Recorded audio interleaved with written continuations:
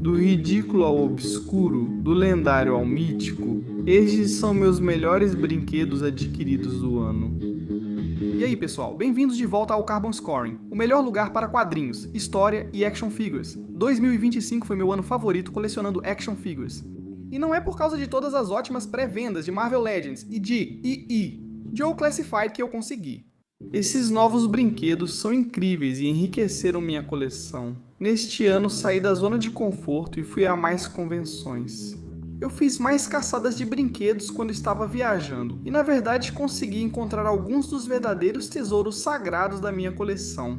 E tem muito mais do que isso, tem muito mais na comunidade de sair e caçar brinquedos. Fiz grandes amizades com colegas youtubers e vivi aventuras incríveis. Vou compartilhar tudo isso e as coisas mais legais que consegui neste vídeo. Mas primeiro, precisamos voltar ao passado, para os anos 1980, a um lugar onde o tempo parou. Onde o carpete felpudo laranja encontra paredes de madeira, com móveis de vime e espelhos no auge da moda. Onde o telefone de disco ainda funciona, daria para gravar Stranger Things sem mudar nada. Aqui é a casa onde minha esposa cresceu, um verdadeiro tesouro de brinquedos dos anos 1980. Visitamos minha sogra após o Natal porque ela queria que pegássemos a casa dos sonhos da Barbie da minha esposa, o que já seria um dos melhores achados do ano. Ela está completa, até com talheres, e é enorme. Precisei criar um espaço novo no depósito só para exibi-la. Então eu perguntei para a mãe da minha esposa se tinha mais alguma coisa por aí, algum outro tipo de tesouro escondido, ou algo em algum armário que ela quisesse que eu desse uma olhada. E ela disse, bem, tem uma caixa de Lego bem aqui agora, sabe? Obviamente eu achei que seria só uma caixa enorme cheia de peças aleatórias. Era mais do que isso. A caixa amarela foi meu primeiro sinal de que era algo especial. Havia 3 conjuntos de instruções na caixa. O primeiro era do conjunto 6274. O Clipper caribenho de 1989 não é tão impressionante quanto o Barracuda dos Mares Negros, mas ainda tem muitos detalhes e valor de brincadeira. A maioria das peças originais, inclusive as exclusivas do navio, está aqui, porém falta um dos 2 canhões. Muitos outros detalhes importantes estão presentes, como o baú de moedas de ouro Lego e a escotilha na frente do navio. 4 minifiguras, 3 marinheiros e o capitão estão incluídos e em ótimo estado. No geral, é um conjunto vintage incrível, mas foi o pior dos 3 que achei na caixa. O próximo é o conjunto 6085 Castelo do Monarca Negro de 1988.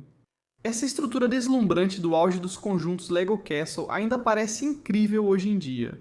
As muralhas negras com bandeiras vermelhas no topo realmente se destacam, e o conjunto era muito completo. A possibilidade de abri-lo e expandir a área de brincadeira é sensacional. O conjunto trazia 12 minifiguras entre cavaleiros e arqueiros com estampas exclusivas, além de 4 cavalos montados. 2 para a facção preta e vermelha e mais 2 para os cavaleiros pretos e azuis. Como o navio Clipper do Caribe, o Castelo dos Monarcas Negros foi ofuscado pelo Castelo dos Cavaleiros Negros, lançado anos depois. Mas quando se trata do conjunto final, percebi que nada iria parar. Este pedaço da história da Lego. Sim, é isso mesmo aqui. O 375 foi o primeiro castelo da Lego, lançado em 1978 como Castelo Amarelo. Voltamos tarde da casa da minha sogra, mas não me importei. Mal podia esperar para montar os conjuntos, torcendo para que todas as peças estivessem lá. Montei esse primeiro porque estava mais empolgado e acabei ficando acordado até 2 da manhã. Muito depois do resto da minha família já ter ido dormir, fiquei trabalhando para terminar esses. Essa construção estabeleceu o padrão dos castelos seguintes, incluindo as icônicas paredes que se abrem. Há um mecanismo funcional de ponte levadiça, que inclui a corda de quase 50 anos do conjunto original. Demorei para desembaraçar o fio sem quebrá-lo, mas no fim ele funciona perfeitamente. O conjunto trouxe 14 minifiguras e 4 cavalos com peças. Precisei sacrificar um cavalo para terminar o navio Clipper. Tive só alguns pequenos castelos no fim dos anos 80 e não sabia que esse primeiro usava adesivos, não decalques. Dada a idade deles, se mantiveram muito bem. Eu sonhava com esse conjunto desde os 5 anos. Ter esse conjunto em mãos, completo e lindo, é um sonho realizado. Nesta primavera, fiz minha primeira viagem a Toylanta, uma das maiores convenções de brinquedos do sul dos Estados Unidos da América. Agora, sinceramente, meu verdadeiro motivo para querer ir era encontrar alguns dos colegas youtubers que eu conhecia e já tinha conhecido, como Chardivas Prime e Pixel Dan. Reencontrei e conheci pessoas que ainda não conhecia como Robot, consegui, foi muito legal, todos foram super gente boa. Eu realmente não fui para esse evento com um plano do que eu estava procurando, mas assim que cheguei lá, ficou muito óbvio o que eu precisava comprar. Comprei vários veículos vintage de Star Wars de diferentes vendedores no evento e, como havia muitas opções, negociei bons preços. Nunca tive um caça-wing na infância, então conseguir um completo com bomba destacável foi muito legal. O B-Wing é um dos veículos mais únicos de Star Wars, combinando caça e bombardeiro. Esse foi parte do ataque à segunda Estrela da Morte em O Retorno de Jedi. É outro veículo que eu nunca cheguei perto de ter quando era criança, então foi uma grande conquista para mim. Depois eu consegui um combo de alguns veículos completos na caixa, começando pelo Snowspeeder. O Império Contra-Ataca sempre foi meu Star Wars favorito. Ganhei de presente em 1981 e adorava quando criança. E eu juntei isso com a compra do melhor playset dos anos 80, o Starfighter, a Millennium Falcon. Embora haja várias Falcons disponíveis na exposição, nem todas estavam tão completas quanto esta aqui. Ela ainda possuía o droid de treinamento original, a peça mais rara do conjunto. Por fim, retornei ao Jedi devido à nova arma do Império, o interceptador Twin-Ion Engine, apesar de já ter tido versões mais modernas da nave mais elegante da Marinha Imperial. Essa é a primeira vez que tenho a versão Vintage, e ela certamente não decepcionou. Mas agora que tenho todas essas coisas, o que vou fazer com elas? O Galactic Collector no eBay oferece suportes de parede 3D personalizados para cada nave. Encomendei todos que precisava e foram muito fáceis de instalar, vá lá. Usei a parede vazia ao lado da vitrine para exibir minha coleção de figuras vintage. Todas essas naves, agora furando a argamassa para colocá-las no lugar, criaram muita poeira. E vamos dizer que houve muita tentativa e erro para descobrir onde cada nave deveria ficar. No final, fiquei muito feliz com o resultado. No último verão, fiz minha segunda viagem para San Diego. Comic Con é realmente o Super Bowl dos quadrinhos, action figures e cultura pop. Se tiver a chance, deveria ir. Sou sortudo por causa deste canal e por causa do apoio que vocês me dão.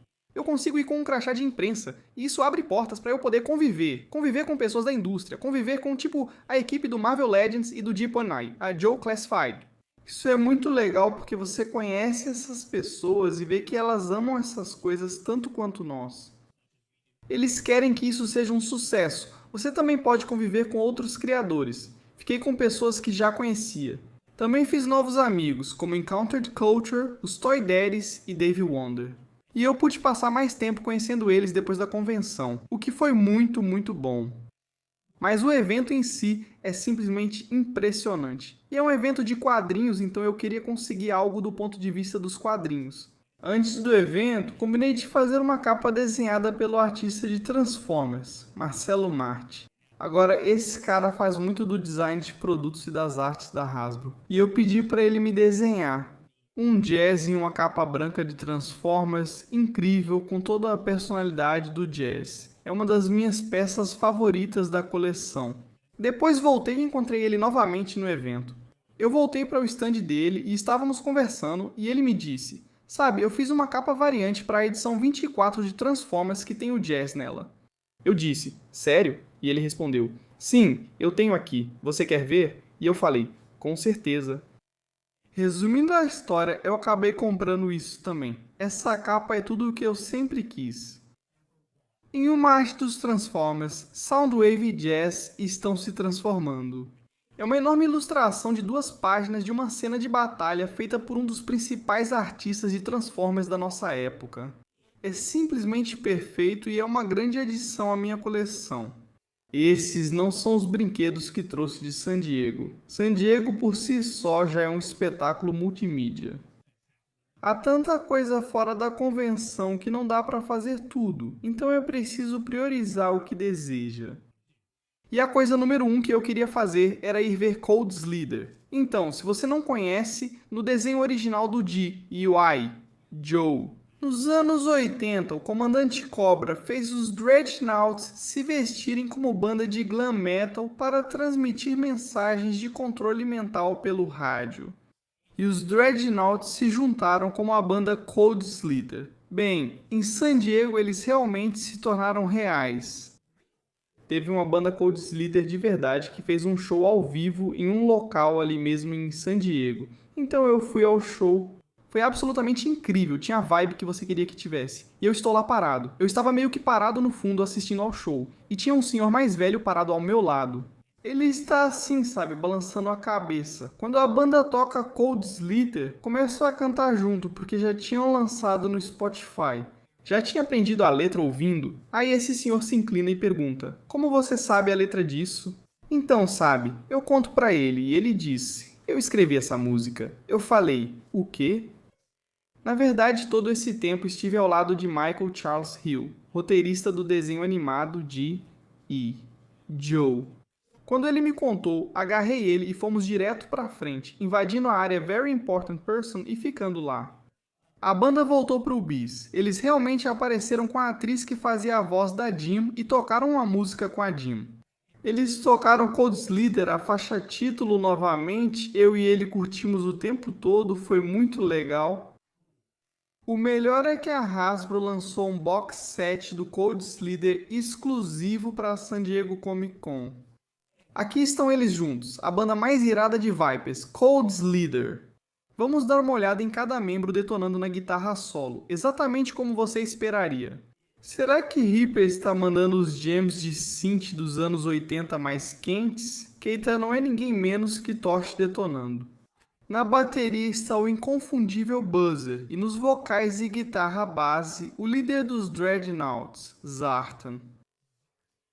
Não preciso viajar pelo país para ir a um ótimo evento de brinquedos, pois um dos melhores acontece a 2 minutos da minha casa.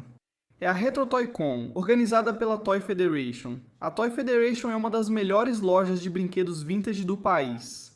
Fica em Greer, Carolina do Sul, minha cidade natal, a só 10 minutos daqui. Todo ano eles organizam um dos melhores eventos. Uma das características únicas do evento é o salão principal, que após fechar dá lugar à continuação em uma embaixada. Suítes e assim centenas de quartos se abrem e viram mini lojas de brinquedos, então depois que o salão principal fecha. Tente dizer isso 3 vezes rápido. Você pode circular entre os quartos e trocar até tarde. E na verdade eu tive muita sorte porque meu amigo Pixel Dan estava comigo, ele veio e ficou comigo para esse evento. E ele até filmou bastante da nossa caçada por brinquedos. Confira isso no canal Pixel Dan Toy Hunts. Se está me vendo, não sei por que ainda não assiste ao Pixel Dan. Vai lá conferir. Ele visitou o meu lounge secreto, que ficou ótimo. São 2 apaixonados por brinquedos conversando, então confira esse conteúdo.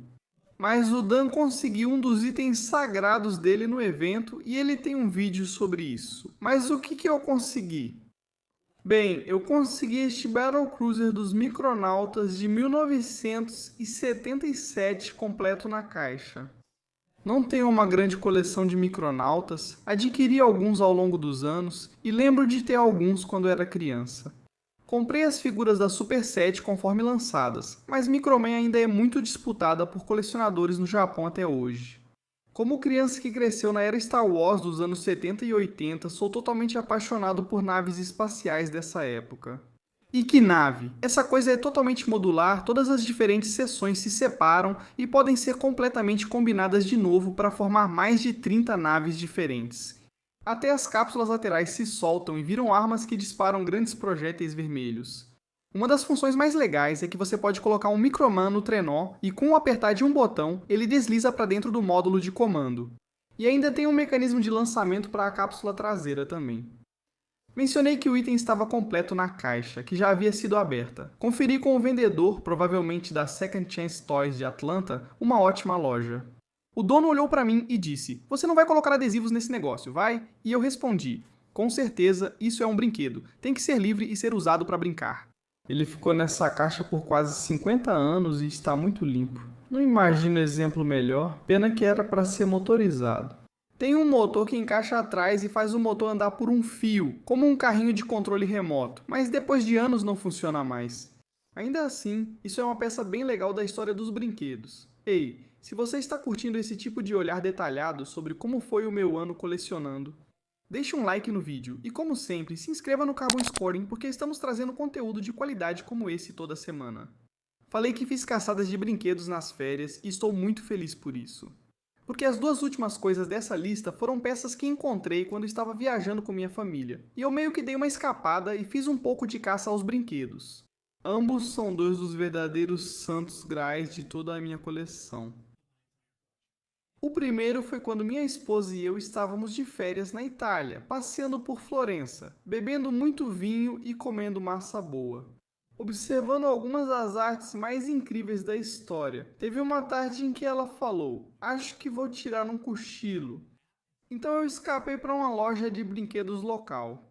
E você tem que entender que a Itália era meio que a ilha dos brinquedos rejeitados para produtos americanos nos anos 1980. Havia linhas que, quando meio que acabavam, o restante era despejado na Europa, e muita coisa dessas acabava na Itália. Uma dessas linhas era uma das minhas favoritas, Starcom, e nessa loja havia alguns brinquedos Starcom que eram exclusivos europeus. Nunca tinha visto aquilo antes. Queria muito pegar, mas não era o motivo da minha vinda. Não, eu tenho uma paixão pelo filme da Disney de 1979, O Abismo Negro, desde que eu era criança. Esse filme foi o primeiro da Disney com classificação, orientação dos pais. E se você conseguir passar pelos primeiros, 8 minutos, que são só uma introdução musical com um fundo preto, você nem percebe que está realmente assistindo a um filme. É estranho, mas se você sobreviver a isso, o filme se sustenta. Originalmente, ele foi concebido como um filme de terror, meio na linha de Inferno na Torre. Mas quando Star Wars aconteceu, o mundo inteiro ficou louco por ficção científica e a Disney meio que reconfigurou isso em um filme de terror espacial, uma ópera espacial. E basicamente é a história da tripulação da Palomino, uma nave de busca que está nas regiões distantes da galáxia. Eles encontram uma nave espacial gigante a signos perto de um buraco negro. Achavam que ela estava perdida há muitos anos antes de embarcarem. E quero dizer, o caos se instala e eu não quero estragar nada para você. Dois personagens principais do filme eram robôs, lembrando a dinâmica de R2-D2 e C3PO em Guerra nas Estrelas. Um deles era o Vincent, e eu tenho vários bonecos de ação do Vincent. Ele é um dos personagens mais legais da ficção científica. Ele foi dublado pelo lendário Roddy McDowall, com um apelo sábio e ao mesmo tempo sarcástico. Ele é muito bom, e de certa forma o herói do filme. Mas ele era acompanhado por uma versão mais velha do mesmo estilo de robô chamada Velho Bob. E Velho Bob foi dublado por Slim Pickens, com aquele jeito caipira e cowboy dele. Se você assistir a história do Velho Bob em O Buraco Negro sem chorar, então não tem coração. Ele é o coração e a alma do filme. Então, Migo perdeu a chance de obter a licença de Star Wars, o que praticamente arruinou e faliu a empresa. Em 1979, eles buscavam qualquer linha de bonecos de ação de ficção científica e compraram os direitos do filme O Abismo Negro. A primeira leva de figuras deles incluía todos os personagens principais, toda a tripulação da Palomino e da Cygnus. Você tinha o Vincent, mas as vendas foram baixas. O filme ficou longe do sucesso esperado. A segunda leva, com apenas 3 figuras, foi basicamente descartada. No Canadá e na Itália, há rumores de que a figura do humanoide foi pro Canadá, enquanto o robô Preto Estrela e o Velho Bob foram pra Itália. Então eu sabia que havia uma chance de eu encontrar o Velho Bob que eu queria desde criança, enquanto estávamos na Itália.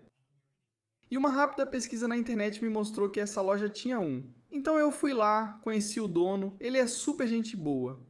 Ele realmente me fez um preço muito justo em um dos bonecos de ação mais raros da minha coleção.